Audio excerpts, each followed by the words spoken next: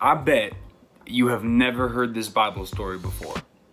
This one's a weird one. It's also gross. And some stories in the Bible are weird because people are weird, but this story is weird because God commands Ezekiel to do something weird and gross. We're going to be looking at a story in Ezekiel 4 today, and here God is having the prophet Ezekiel act out as a picture of what would happen to the nation of Israel because of their sin and because of their idolatry.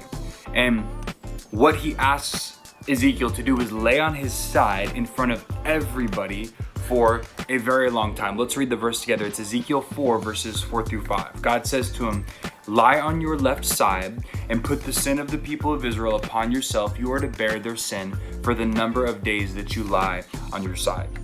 And he said, "I have assigned you the same number of days as the years of their sin. So for 390 days, you will bear the sin of the people of Israel."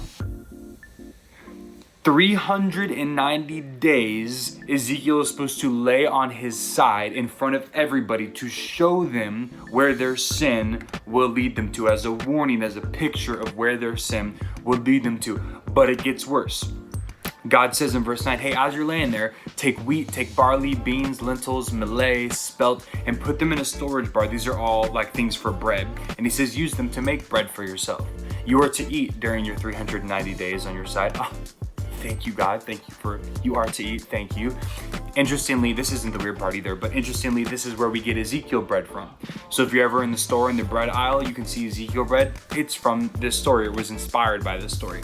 But verse 12, God then says, "Eat the food as you would a loaf of barley bread. Bake it in the sight of all people." Okay, yeah, he's in front of everybody. "Using human excrement for fuel." Human excrement, if you did not know, is human poop. He's saying use your poop, use what you're pooping out to heat up your oven to make your bread. That's crazy. And he says, "In this way, the people of Israel will eat defiled food among the nations where I will drive them."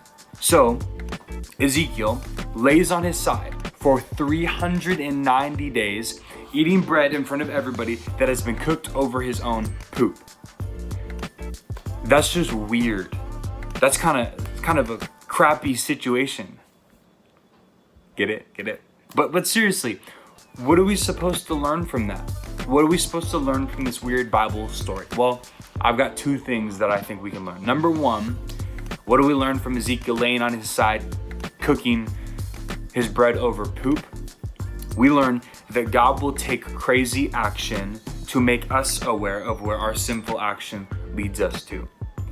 God will take crazy action to make us aware of where our sinful action leads us to. Everything Ezekiel did, the laying on his side for 390 days in front of people and eating the poop, was all just a picture of God saying, this is where your sin will lead you to. And interestingly, also with the poop as heating for the fire, it wasn't some weird thing that God was like, do this to show them how gross their life will be, kind of, but it was also just a cultural thing. If you didn't have a lot of money, you would use animal poop to heat your oven if you didn't have enough money to buy wood. So it wasn't this weird thing God made up. It was actually something people did in the culture. And God was saying to them, look what this guy's doing. He's so poor, he's using poop to heat his food, and that's where you will end up if you continue in your sin. God goes to crazy actions to warn us where our sinful actions will lead us. And I think we learn for our lives that if God has someone in our life who loves us and they're taking crazy action to reveal certain things to us, we should listen. If our friends are willing to have awkward conversations with us, because think about it, your friends aren't your parents. They don't have to have weird conversations with you. Your parents do, they're your parents. But if your friends are willing to say to you, hey, are you sure you should be dating that person? Are they really good for you? Like, how are you in your relationship with God? It just seems like you're kind of pulling away. Or if they say, hey man, do you really think you should go and do that or be there with those people? If your friend is willing to have conversations with you like that, I'm not saying it means they're right, but I'm saying that sometimes God speaks through people to us in crazy ways. And it is kind of a crazy thing for your friend to have an uncomfortable conversation with you and say those things. So maybe just listen to them. I also think it means that God might allow us to get caught in our sin before it reaches its full potential. You ever been caught in something really embarrassing and gross and horrible by your parents, and it wasn't like they still love you, but it was just embarrassing? I think sometimes God allows those times to happen so that we are caught before our sin reaches its full measure, because God takes crazy action to make sure that we see where the consequences of our sinful actions will lead. I think that's one thing we learn from this story. Number two, we learned that God is open to negotiations. I didn't share this part of the story yet, but God asked Ezekiel to cook this bread over human poop. And Ezekiel was like, dude, I can't do it. Please don't make me do the human poop. And so God says, okay, you can use cow poop. Really not that much better in my opinion, but better. And he was able to negotiate with God. He was able to ask for something different. God said, hey, do this. And he said, God, please, I'll do it the best I can, but don't make me do that part of it. And this just shows me that God cares about how we feel about the things he asks us to do.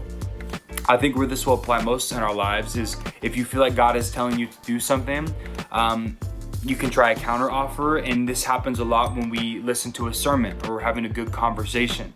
You ever been in one of those moments in a sermon where the preacher says something like, I deleted Instagram and I'm the happiest I've ever been and my mental health is better and God told me to and it changed my life, and you're like, oh my goodness, I think I should delete Instagram, and you feel God like putting that on your heart, but then you're also like, I don't want to delete Instagram. Like all my friends are on there. It's where I get like half my social life now because we can't talk to anybody during this COVID thing and we can't get together. And it's like God's telling you to do this, but you don't really want to do it. I think you could maybe just say to God, God, what if I just try no Instagram for the weekends, but every other day I have it? I think God is okay with counter offers, and he'll make it clear if he's not okay with what you're offering. So God's open to negotiations. And one way this happened for me is one of my friends said, Caleb, I got a flip phone. I got rid of my iPhone. I got a flip phone so that I can't look at anything bad on the internet. And I felt God saying like, Caleb, you need to do something like that. You need to get a flip phone. And I was like, I don't want to get a flip phone. It sounds horrible. Like 3 letters on one little number. It's going to take forever to text. I need it for my job. And it just makes life so much easier. And I was like, God, I know I shouldn't let that get in the way, but I don't want to do that. And I just said, God, what if I take my phone to my friend and get everything on my internet blocked? So like I literally can't look up anything on my internet anymore, but I still have a smartphone. And I felt peace about that. I kind of just negotiated with God about that. So those are 2 points I see from this story. That God will go to crazy actions to warn you about where your sinful action will lead you. And I also see that God is open to how we feel about what he's asking us to do, and he's open to negotiations. So that's what I got for y'all today. If you have another weird story you want me to look at, let me know, and maybe I'll be able to do it next week. But that's all I got for today. I love you guys. I'll see you later.